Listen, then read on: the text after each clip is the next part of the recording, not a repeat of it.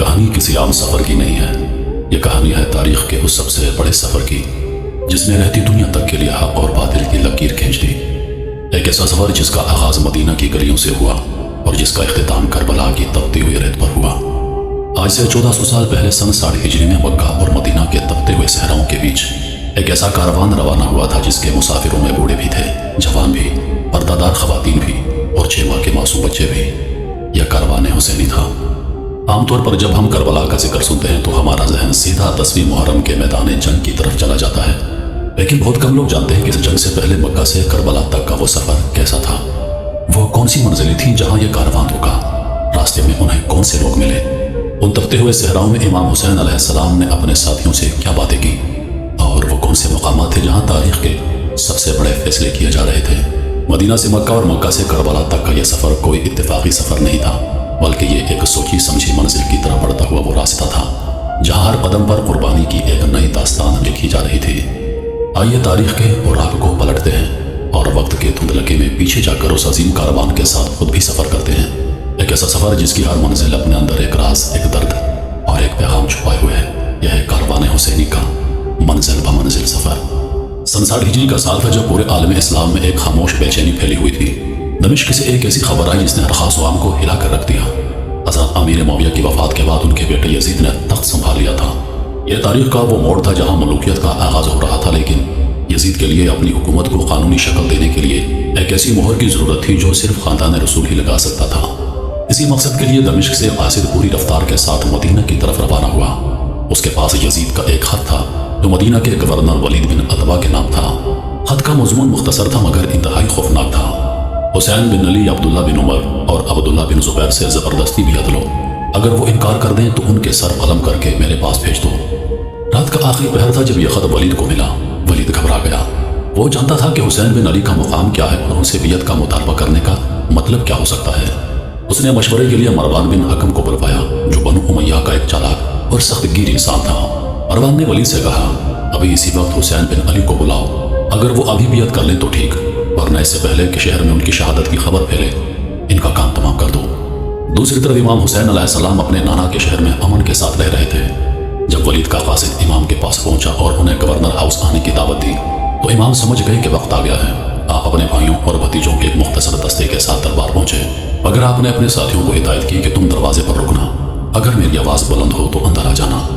دربار کے اندر کا ماحول بوجھل تھا۔ ولید نے کانپتے ہوئے ہاتھوں سے یزید کا خط امام کے سامنے رکھا اور بیعت کا مطالبہ کیا۔ امام حسین نے دانائی سے جواب دیا، مجھ جیسا انسان یزید جیسے انسان کی بیعت نہیں کر سکتا۔ آپ نے فرمایا کہ بیعت کوئی ایسی چیز نہیں جو بند کمروں میں چھپ کر لی جائے، کل جب تمام لوگ جمع ہوں گے تب اس پر بات ہوگی۔ ولید خاموش ہو گیا لیکن پاس بیٹھے مروان سے رہا نہ گیا۔ اس نے ولید کو ٹوکا کہ انہیں مت جانے دو، اگر یہ یہاں سے چلے گئے تو پھر تمہارے ہاتھ نہیں آئیں گے، ابھی ان کا سر قلم کر دو۔ امام حسین نے مروان کی آنکھوں میں آنکھیں ڈال کر وہ تاریخی جملہ کہا جس نے دربار کی دیواروں کو ہلا دیا، اے ابن زرقہ، تو مجھے قتل کرے گا یا پھر ولید؟ تو نے جھوٹ کہا اور گناہ کا راستہ چنا۔ امام پورے جلال کے ساتھ دربار سے باہر نکل آئے۔ اس رات مدینہ کی فضا بدل چکی تھی۔ اب یہ واضح ہو چکا تھا کہ مدینہ جو کبھی امن کا گہوارہ تھا اب امام حسین علیہ السلام کے لیے محفوظ نہیں رہا۔ آپ جانتے تھے کہ یزید کے کارندے حرم رسول کی حرمت پامال کرنے سے بھی گریز نہیں کریں گے، اور آپ نہیں چاہتے تھے کہ مدینہ کی گلیوں میں خون بہے۔ چنانچہ اسی رات امام نے ایک ایسا فیصلہ کیا جس نے رہتی دنیا تک حق کی بنیاد رکھ دی۔ آپ نے مدینہ چھوڑنے کا فیصلہ کر لیا، لیکن مدینہ چھوڑنے سے پہلے ایک آخری ملاقات باقی تھی اپنے نانا محمد مصطفیٰ صلی اللہ علیہ وآلہ وسلم سے۔ جب مدینہ کی گلیوں پر اندھیرا ہو گیا اور لوگ اپنے گھروں میں سو گئے تو نواز رسول حسین بن علی اپنے گھر سے نکلے۔ آپ کے قدم آہستہ آہستہ اس جگہ کی طرف بڑھ رہے تھے جہاں انہوں نے اپنا بچپن گزارا تھا، جہاں کی مٹی سے انہیں پیار تھا، یعنی اپنے نانا حضرت محمد صلی اللہ علیہ وآلہ وسلم کا روضہ مبارک۔ امام حسین جانتے تھے کہ وہ اس شہر کو، اس منبر کو اور اپنے نانا کی قبر کو ہمیشہ کے لیے چھوڑ کر جا رہے ہیں۔ یہ الوداع کوئی عام الوداع نہیں تھا۔ آپ روضہ رسول پر پہنچے، قبر انور سے لپٹ گئے اور تڑپ کر عرض کی، اے اللہ کے رسول، آپ پر میرا سلام ہو، میں آپ کا بیٹا حسین ہوں، آپ کی بیٹی فاطمہ کا لخت جگر ہوں، جسے آپ نے امت میں اپنا خلیفہ بنا کر چھوڑا تھا۔ یا رسول اللہ، آپ گواہ رہیے کہ آپ کی امت نے مجھے تنہا چھوڑ دیا، میری حفاظت نہیں کی، مجھ سے بے وفائی کی۔ یہ میری آپ سے آخری شکایت ہے جب تک کہ میں آپ سے آ کر مل نہ جاؤں۔ تاریخ بتاتی ہے کہ اس رات امام حسین علیہ السلام نے قبر رسول پر روتے ہوئے سر رکھ دیا اور وہیں آپ کی آنکھ لگ گئی۔ نیند کی اسی حالت میں آپ نے خواب میں دیکھا کہ جب امجد رسول خدا صلی اللہ علیہ وآلہ وسلم ملائکہ کے ایک بڑے گروہ کے ساتھ تشریف لائے ہیں، انہوں نے حسین کو گلے سے لگا لیا، ان کی پیشانی کو چوما اور فرمایا، اے میرے پیارے حسین، دیکھ رہا ہوں کہ تم بہت جلد اپنے خون میں لت پت ہوگے اور تم کربلا کی زمین پر پیاسے ذبح کیے جاؤ گے، اور یہ سب میری امت کے ہاتھوں ہوگا۔ نبی پاک علیہ الصلوۃ والسلام نے خواب میں مزید فرمایا، اے حسین، تمہارے والدین اور تمہارے بھائی میرے پاس آ چکے ہیں اور وہ تمہارا انتظار کر رہے ہیں۔ یقیناً جنت میں تمہارا ایک ایسا مقام ہے جو تم شہادت کے بغیر حاصل نہیں کر سکتے۔ جب امام حسین کی آنکھ کھلی تو آپ کا دل مہر شہادت سے سرشار ہو چکا تھا۔ اب کوئی شک باقی نہیں تھا کہ آگے کا راستہ کتنا کٹھن ہے۔ اب وہاں سے اٹھے اور مدینہ کے قبرستان جنت البقیع تشریف لے گئے۔ وہاں آپ کی عظیم ماں سیدہ فاطمہ الزہرا علیہ السلام اور آپ کے مظلوم بھائی امام حسن علیہ السلام آرام فرما رہے تھے۔ آپ نے اپنی ماں اور بھائی کی قبروں کو چوما، ان سے رخصت لی، اور رات کے اس سناٹے میں مدینہ کا یہ مسافر اپنے پورے خاندان کی یادیں سمیٹ کر اپنے گھر واپس لوٹ آیا، جہاں اب قافلے کی روانگی کی تیاریاں آخری مراحل میں تھیں۔ 28 رجب 60 ہجری کی تاریخ تھی۔ اتوار کی رات کا آخری پہر تھا جب مدینہ کی خاموش گلیوں میں اونٹوں کے گلے میں بندھی گھنٹیوں کی آوازیں گونجنے لگی۔ یہ آوازیں اس بات کا اعلان تھی کہ اب نواز رسول کا قافلہ کوچ کر رہا ہے۔ امام حسین علیہ السلام کے ساتھ اس سفر میں ان کا پورا خاندان شامل تھا۔ آپ کے بھائی حضرت عباس علمدار، محمد بن حنفیہ، آپ کے بیٹے بھتیجے، بھانجے اور مختارات عصمت و طہارت یعنی بیویاں، جن کی قیادت سیدہ زینب سلام اللہ علیہ فرما رہی تھی۔ جب قافلہ روانہ ہونے لگا تو مدینہ کے بوڑھے اور جوان اپنے گھروں سے باہر نکل آئے۔ وہ حیران اور پریشان تھے کہ جس گھر سے علم، امن اور برکتیں بڑھتی تھی، آج وہ گھر خالی ہو رہا تھا۔ لوگوں کی آنکھوں میں آنسو تھے، لیکن امام حسین علیہ السلام کا چہرہ بالکل پرسکون تھا۔ آپ نے مدینہ کسی ڈر یا خوف کی وجہ سے نہیں چھوڑا، بلکہ آپ کا مقصد واضح تھا۔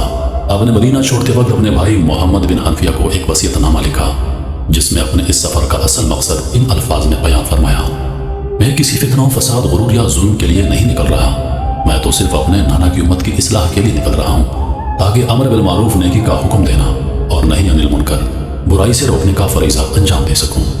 جب کاروان مدینہ کی حدود سے باہر نکلنے لگا تو کچھ ساتھیوں نے امام حسین علیہ السلام کو مشورہ دیا کہ آپ عام شہرہ کے بجائے کسی چھپے ہوئے یا غیر معروف راستے سے سفر کریں، تاکہ یزید کے سپاہی آپ کا پیچھا نہ کر سکیں، جیسا کہ عبداللہ بن زبیر نے کیا تھا۔ لیکن امام حسین نے اس مشورے کو مسترد کر دیا۔ آپ نے فرمایا، خدا کی قسم میں اس عام اور سیدھے راستے کو نہیں چھوڑوں گا جب تک کہ اللہ تعالیٰ اپنا فیصلہ صادر فرما دے۔ یہ امام کا وہ جلال اور حوصلہ تھا جو تاریخ میں پہلے کبھی نہیں دیکھا گیا۔ آپ چھپ کر یا بھاگ کر نہیں جا رہے تھے، آپ پوری دنیا کے سامنے حق کا علم بلند کر کے نکل رہے تھے۔ تپتے ہوئے صحرا کی ہوا چل رہی تھی اور اونٹوں کے قدم مکہ کی سمت بڑھ رہے تھے۔ مدینہ جہاں رسول اللہ کا منبر تھا، جہاں اسلام پروان چڑھا تھا، وہ آہستہ آہستہ کاروان حسینی کی نظروں سے اوجھل ہو رہا تھا اور تاریخ ایک نئے اور عظیم باب کی طرف بڑھ رہی تھی۔ تپتے ہوئے ریگستانوں اور پہاڑی راستوں کو عبور کرتا ہوا 5 دنوں کے سفر کے بعد 3 شعبان 60 ہجری کو کاروان حسینی مکہ مکرمہ کی حدود میں داخل ہوا۔ مکہ پہنچتے ہی امام حسین نے سورۃ القصص کی یہ آیت تلاوت فرمائی۔ جب انہوں نے مدین کا رخ کیا تو کہا کہ امید ہے میرا رب مجھے سیدھے راستے کی ہدایت فرمائے گا۔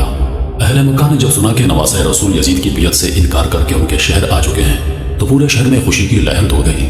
مکہ کے لوگ، حج اور عمرے کے لیے آئے ہوئے دور دراز کے مسافر، سب کے سب امام حسین علیہ السلام کے گرد اکٹھے ہونے لگے۔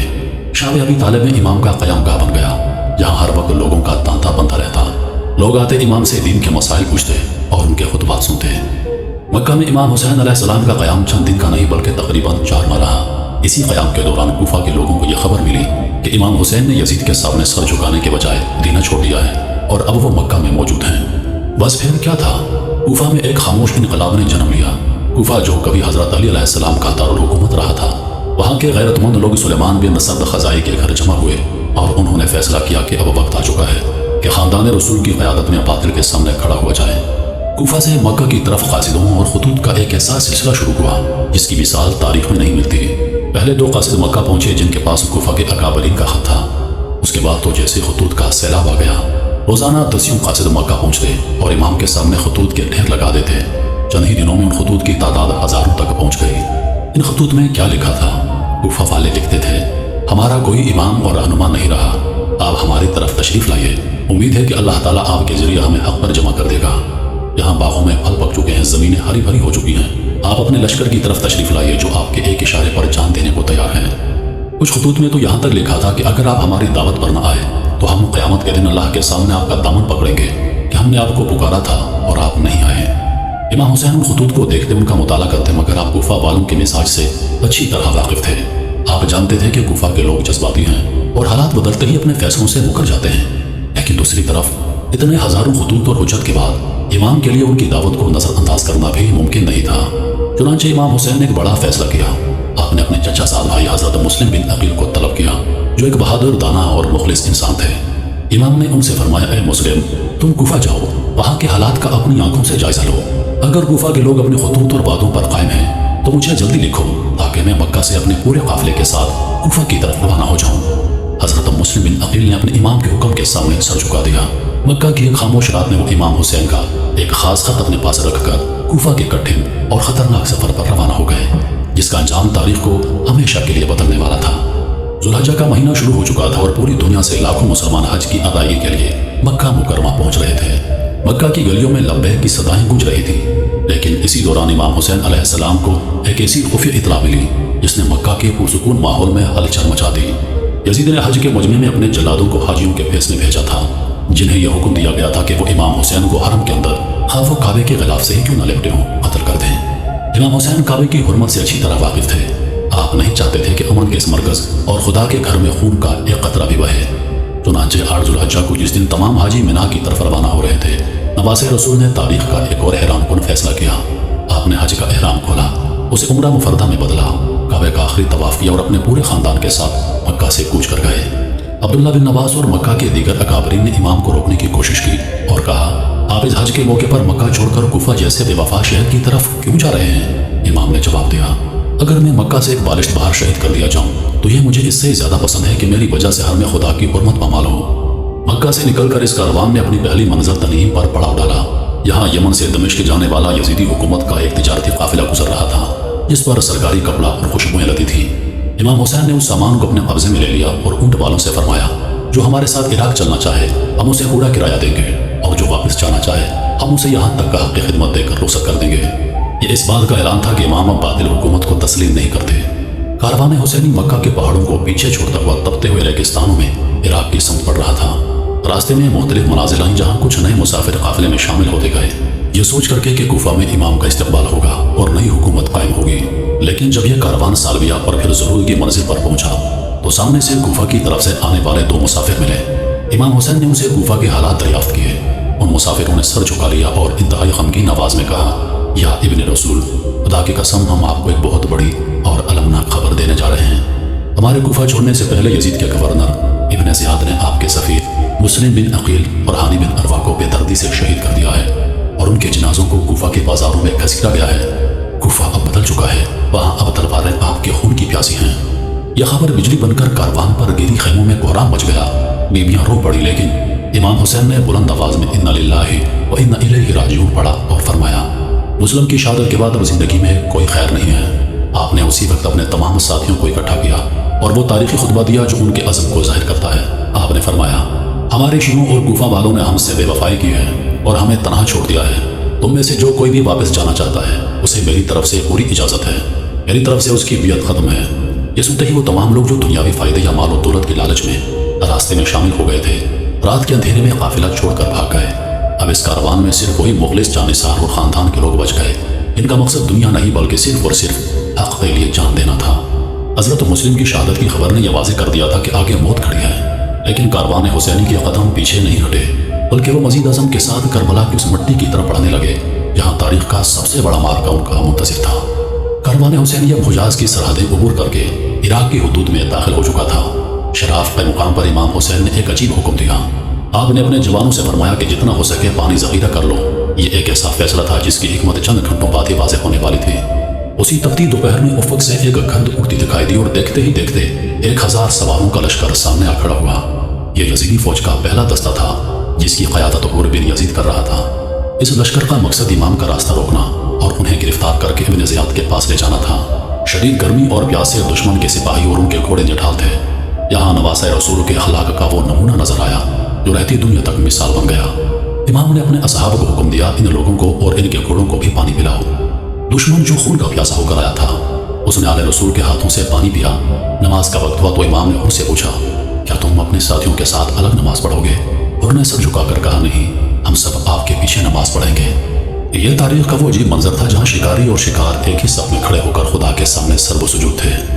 نماز کے بعد امام نے ایک پرجوش خطبہ دیا اور کوفہ والوں کے خطوط کا حوالہ دیتے ہوئے فرمایا، اگر تم اپنی دعوت سے پھر چکے ہو تو میں واپس جانے کو تیار ہوں، لیکن حر کو حکم تھا کہ امام کو واپس جانے نہ دیا جائے۔ حر نے کہا، مجھے آپ سے لڑنے کا حکم نہیں، لیکن میں آپ کو ابن زیاد کے پاس لے جانے پر مامور ہوں۔ آخرکار یہ طے پایا کہ قافلہ نہ کوفہ جائے گا اور نہ مدینہ، بلکہ ایک ایسے راستے پر چلے گا جو غیر معروف ہو۔ اسی طرح یہ کاروان حق دشمن کے پہرے میں آہستہ آہستہ اس مٹی کی طرف مڑ گیا جسے دنیا کربلا کے نام سے جانتی ہے۔ یہ سفر اب اپنی آخری اور سب سے عظیم منزل کے قریب تھا۔ حر کے لشکر کے پہرے میں سفر کرتے ہوئے 2 محرم 61 ہجری کو یہ کاروان نے ایک ایسے مقام پر پہنچا جہاں اچانک امام حسین علیہ السلام کے اونٹ نے آگے بڑھنے سے انکار کر دیا۔ امام نے اونٹ بدلا، اگر دوسرے اونٹ نے بھی قدم آگے نہیں بڑھائے۔ امام حسین نے گھوڑے سے اتر کر وہاں کی خاک کو اپنے ہاتھ میں لیا، اسے سونگھا اور آس پاس موجود لوگوں سے پوچھا، اس زمین کا نام کیا ہے؟ کسی نے کہا اخر، کسی نے کہا نینوا۔ امام نے فرمایا، کیا اس کا کوئی اور نام بھی ہے؟ تب ایک بوڑھے شخص نے آگے بڑھ کر عرض کی، یا ابن رسول، اسے کربلا بھی کہتے ہیں۔ کربلا کا نام سنتے ہی امام کی آنکھوں میں آنسو آ گئے اور آپ نے وہ تاریخی جملہ فرمایا جو اس پورے سفر کا نچوڑ تھا، خدا کی قسم، یہی قرب اور بلا کی جگہ، یہی ہمارے اونٹوں کے بیٹھنے کا حکم ہے، یہی ہمارے خیموں کی جگہ ہے، اور یہی وہ مٹی ہے جہاں ہمارا خون بہایا جائے گا اور ہماری قبریں بنیں گی۔ میرے نانا رسول اللہ نے مجھے اسی زمین کا پتہ دیا تھا۔ امام حسین نے اپنے اصحاب کو حکم دیا کہ یہی خیمے لگا دیا جائیں۔ رات کے کنارے مٹی کے ان ٹیلوں کے بیچ آل رسول کا یہ مختصر سا کاروان خیمہ زن ہو گیا۔ مدینہ کی گلیوں سے شروع ہونے والا یہ 1500 سے زائد کلومیٹر کا طویل سفر اب اپنی آخری منزل پر پہنچ چکا تھا۔ یہ وہ منزل تھی جہاں کاروان کے مسافروں کو نہ پانی ملنا تھا نہ پناہ۔ یہاں ان کا سامنا یزید کے اس پیاسے لشکر سے ہونا تھا جس نے چند ہی دنوں میں اس تپتی ریت پر تاریخ کی سب سے بڑی قربانی کی داستان رقم کرنی تھی۔ کاروان حسینی اپنی منزل پر پہنچ چکا تھا اور اب تاریخ انسانیت کا سب سے عظیم اور دردناک معرکہ شروع ہونے والا تھا۔